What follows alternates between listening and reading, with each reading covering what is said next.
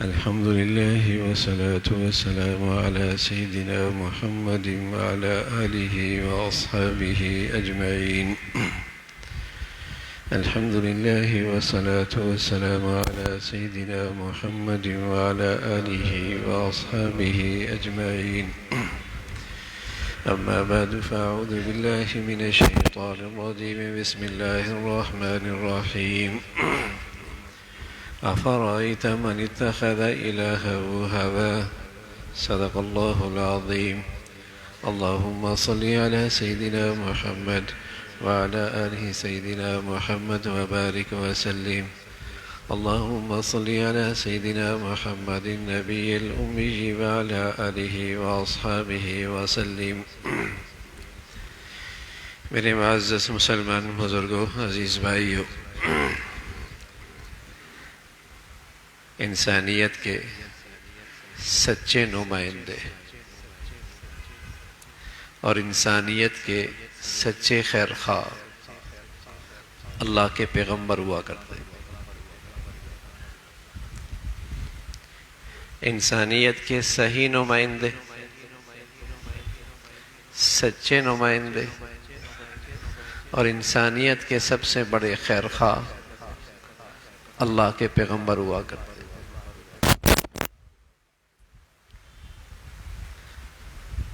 پیغمبر انسانوں کو بتاتے ہیں کہ تمہاری زندگی کی صحیح منزل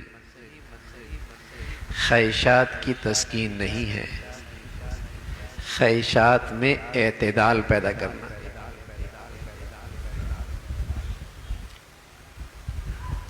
یہ پیغمبروں کا راستہ ہے کہ پیغمبر دنیا میں آتے ہیں، وہ انسانوں کا مزاج بدلتے ہیں، اخلاق سنوارتے ہیں، دل بدلتے ہیں، سبق دیتے ہیں۔ دل بدلے بغیر زندگی میں تبدیلی نہیں آ سکتی۔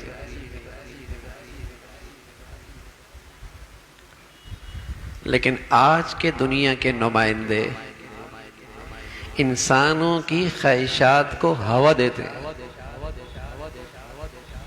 ہمارے ساتھ کھڑے ہو گئے، ہم تمہاری ساری خواہشات پوری کر دیں گے، ہم تمہیں یوں خوشحال کر دیں گے، ہم تمہیں یوں ترقی دے دیں گے، ہم تمہیں یوں عیش و عشرت کے نقشے دے دیں گے، ہم تمہارا پشاور سنوار دیں گے، لاہور اچھا کر دیں گے، کراچی بڑھیا کر دیں گے۔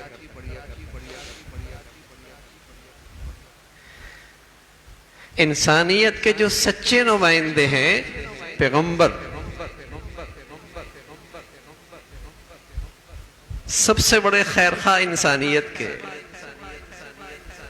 صحیح نمائندے، وہ انسانوں کو سبق دیتے ہیں کہ تمہارا جب تک ضمیر نہیں بدلے گا، دل نہیں بدلے گا، تمہاری زندگی کبھی اچھی نہیں ہو سکتی۔ ایک بوڑھا آدمی گلی میں کچھ تلاش کر رہا تھا، کمر اس کی جھکی ہوئی تھی، ہاتھ میں لاٹھی تھی، بہت دیر آنکھ تلاش کر رہا تو کسی نے پوچھا، بڑے میاں کیا تلاش کر رہے ہیں؟ کہا بیٹے ہیرا گم گیا ہے، اسے تلاش کر رہا۔ وہ نوجوان بھی ساتھ ہو لیا، تلاش کرنے لگا۔ جب بہت دیر ہو گئی تو اس نوجوان نے پوچھا، بڑے میاں یہ ہیرا گما کہاں ہے؟ کہا بیٹے گما تو گھر میں، وہاں اندھیرا بہت ہے، باہر تلاش کر رہا ہوں، یہاں روشنی بہت ہے۔ ہم یہی کہیں گے بڑے میاں سٹیا گئے ہوں گے، ان کی عمر کا تقاضا ہوگا کہ اندر کی گمی چیز باہر تلاش کر رہے ہیں۔ آج دنیا کے اسٹیج پہ بھی کچھ یہی کھیل ہو رہا ہے۔ زندگی کے سوتے تو اندر دل میں خشک ہو گئے، زندگی تو اندر سے مری جا رہی ہے اور اسے باہر کے نقشے دکھا دکھا کر اسے دھوکہ دیا جا رہا ہے کہ تمہاری زندگی بڑی اچھی ہو جائے گی۔ بڑے میاں کے بارے میں تو ہم یہ کہیں گے نا کہ عمر کا تقاضا تھا۔ آج دنیا ہمارے بارے میں کیا کہے گی؟ دنیا ہمارے بارے میں یہی کہے گی ان کی تربیت ہی غلط نقشے پہ ہوئی ہے، غلط تعلیم سے ہوئی ہے، اس میں سبق یہی پڑھایا گیا ہے کہ خواہشات پوری کرو، زندگی انجوائے کرو۔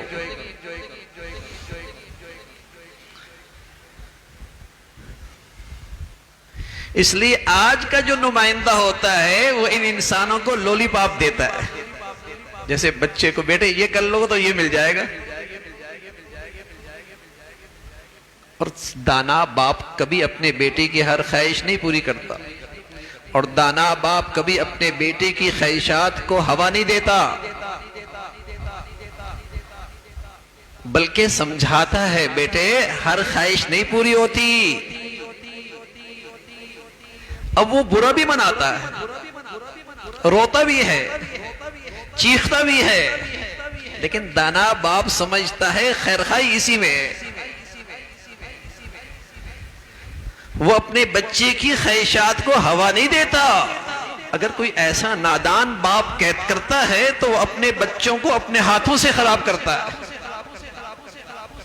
تو آج ہم بچے ہیں اور دنیا ہمیں بچہ ہی سمجھ کے ہماری خواہشات کو ہوا دے رہی ہوتی۔ یوں ہو جائے گا تمہارے ساتھ، تمہیں یہ مل جائے گا اور تمہیں ایسا مل جائے گا۔ انہیں پتا ہے اس قوم کا مزاج ہی یہ بن گیا ہے کہ اس کے اغراض پورے ہو جائیں، اس کے مفادات پورے ہو جائیں۔ اس قوم کی تربیت اور تعلیم ہی اسی نقشے سے ہوئی ہے، اس لیے اس کے سامنے اس کے مفادات رکھو۔ اور پھر کیا ہوتا ہے؟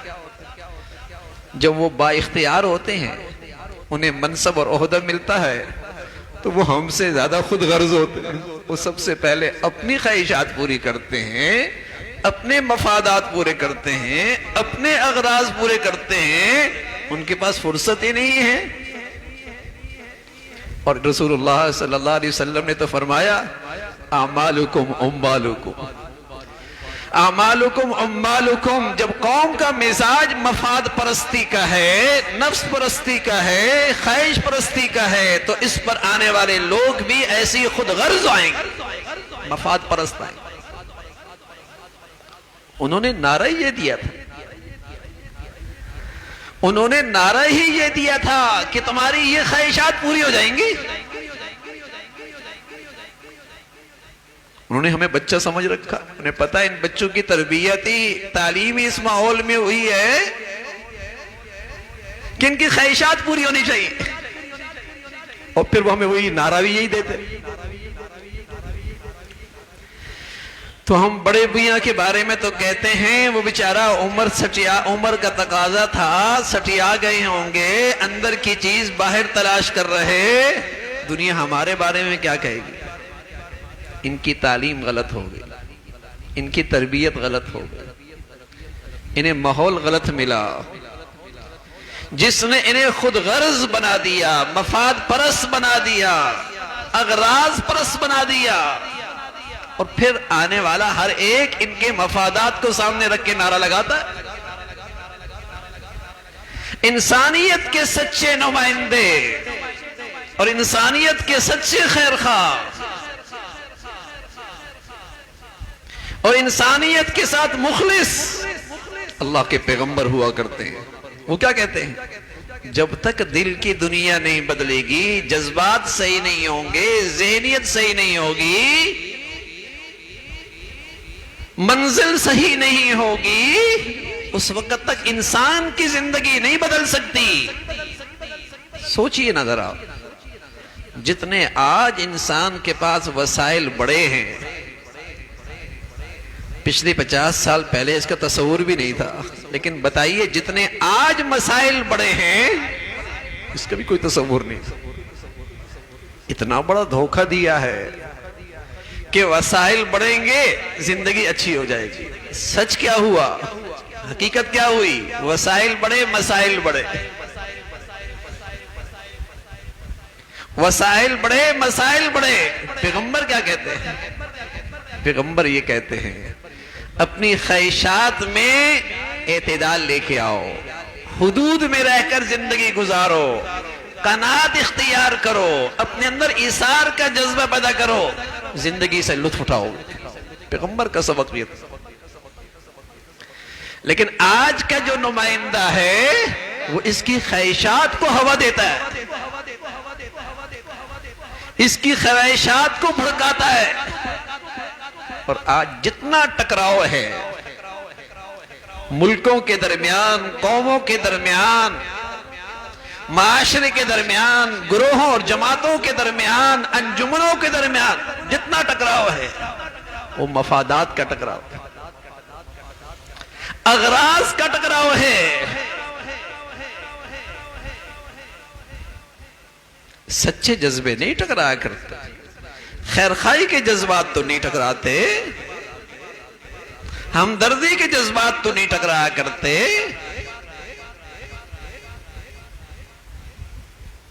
مفادات کے جذبات ٹکراتے ہیں۔ وہ ٹکرا رہے، ہر جگہ ٹکراؤ ہے۔ تو پیغمبر کون سا راستہ دیتے ہیں؟ خواہشات کی تسکین کا راستہ انسان کی منزل نہیں، اس میں سکون نہیں ہے، اس کی تو کوئی حد ہی نہیں ہے نا، اس کی کوئی حد نہیں ہے۔ اگر آج مغرب کی دنیا دیکھیں تو ان کی خواہشات کو پورا کرنے کے اتنے نقشے ہیں، شاید ہم یوں کہیں کہ ایک صدی ہم ان سے پیچھے، خواہشات کے نقشوں میں شاید ایک صدی ہم ان سے پیچھے ہیں۔ لیکن بتائیے انہیں سکون مل گیا؟ 21 سیکنڈ میں ایک آدمی خودکشی کر رہا ہے، اور خودکشی کرنے والوں کی کوشش کرنے والے 31 ہیں ایک منٹ میں۔ جاپان دنیا میں خودکشیوں پہ دوسرے نمبر پر۔ خواہشات کا راستہ سکون کا ہوتا تو ان کے پاس تو بڑے نقشے ہیں زندگی کے، ان کے گھر تو نہ اجڑتے جہاں ہر دوسری عورت کو طلاق ہے۔ جتنا انسان کو خواہشات کے راستے پہ ڈگلالو گے اتنی اس کی زندگی بے سکونی اور ٹکراؤ کا شکار ہوگی۔ وہاں باپ بیٹے کو نہیں برداشت کرتا، اور ایک وقت کے بعد بیٹا باپ کو برداشت نہیں کرتا، کیوں؟ خواہشات ٹکراتی، خواہشات ٹکراتی ہیں، میاں بیوی برداشت نہیں ہوتے ایک دوسرے کو، خواہشات ٹکراتی ہیں۔ تو پیغمبر کہا کرتے تھے انسانوں کی زندگی کا نقشہ ہی غلط ہے۔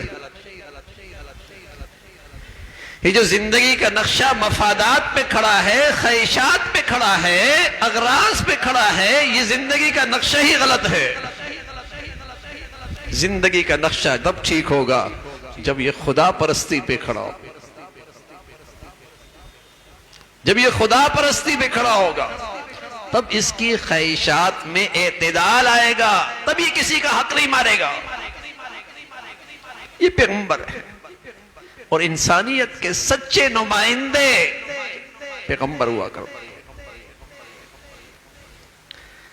ہم پیغمبر کی زندگی سے دور رہنا چاہتے ہیں اور دنیا میں پرسکون بھی رہنا چاہتے ہیں۔ یہ ایسا ہی ہے جیسے وہ بوڑھا آدمی اندر کی چیز باہر تلاش کر رہا ہے، ساری زندگی تلاش کرتا رہے، ہیرا نہیں ملنا، ساری زندگی تلاش کرتا رہے تو اندر کی چیز باہر نہیں ملا کرتی۔ اندر ہی ٹھیک کرنا ہوگا، یہی جذبات ٹھیک کرنے ہوں گے، یہی دل ٹھیک کرنا ہوگا۔ سبحان اللہ، جب پیغمبر نے لوگوں کا مزاج بدلا، ذہنیت بدلی، تاریخ میں دو عجیب واقعات۔ ایک مارکا ہے اور ایک شخص زخمی ہے، اور زخمی حالت میں وہ پانی کا تقاضا کر رہا ہے۔ بھتیجا ڈول لے کے آتا ہے، قریب آتا ہے، چچا جان کو پانی دینے لگتا ہے، قریب سے آواز آتی ہے پانی، چچا جان کہتے ہیں بیٹے مجھے چھوڑو، پاس والے کے پاس چلے جاؤ۔ سبحان اللہ۔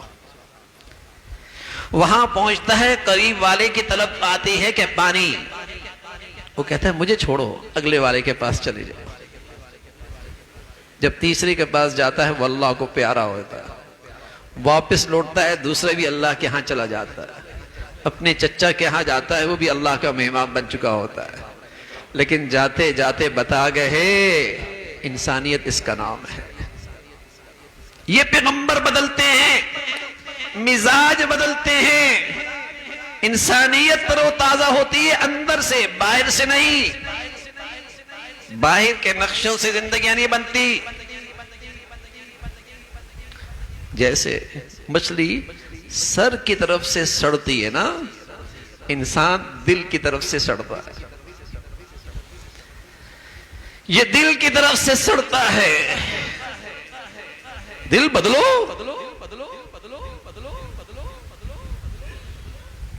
حضور علیہ الصلوۃ والسلام کے گھر میں کچھ بھی نہیں ہے، مہمان آ جاتا ہے، آپ کی جانثار آپ کی مجلس میں تشریف فرما ہے، کہا مہمان آیا ہے، کون ہے اسے اپنے ہاں ٹھہرائے گا؟